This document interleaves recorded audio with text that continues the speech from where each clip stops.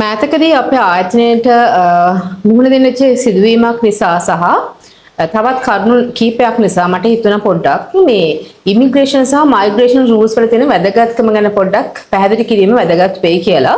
මේ ඉමිග්‍රේෂන් සහ migration rules උදව් වෙනවා රටක තියෙන සංක්‍රමණ පද්ධතියේ තියෙන විශ්වාසනීයත්වය සහ අඛණ්ඩභාවය පවත්වාගෙන යන්න. අපි කවුරුත් දාන්න නැෂනල් සිකියුරිටි එක ආරක්ෂා කරගන්න.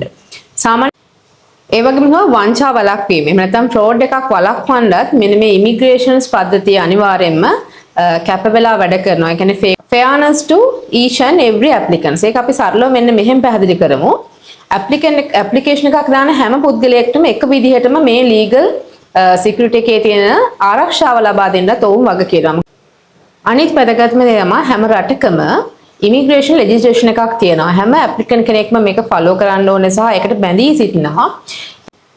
එම නිසා අනිවාර්යයෙන්ම ඔබ වීසා ඇප්ලිකේෂන් එකක් සබ්මිට් කරනවා නම් ඔබ truthful details විතරක්. ඒ කියන්නේ අනිවාර්යයෙන්ම Tamanට සාධාරණීකරණ කිරීමට හැකියාව තියෙන නිවැරදි සත්‍ය ඩොකියුමන්ට්ස් විතරක් ඒ අදාළ ඉමිග්‍රේෂන් ආයතනවල ලබා දීම අනිවාර්යයෙන්ම ඇප්ලිකන්ට්ගේ වගකීමක් සහ නීතිය ඉදිරියේ වර්ධකරුවෙක් වීමෙන් වැළකෙන්න සහ ඊට පස්සේන තියෙන කරදර වලට මුහුණ දීමෙන් වැළකෙන්න මේක අනිවාර්යයෙන්ම වැදගත් වෙනවා. මොකද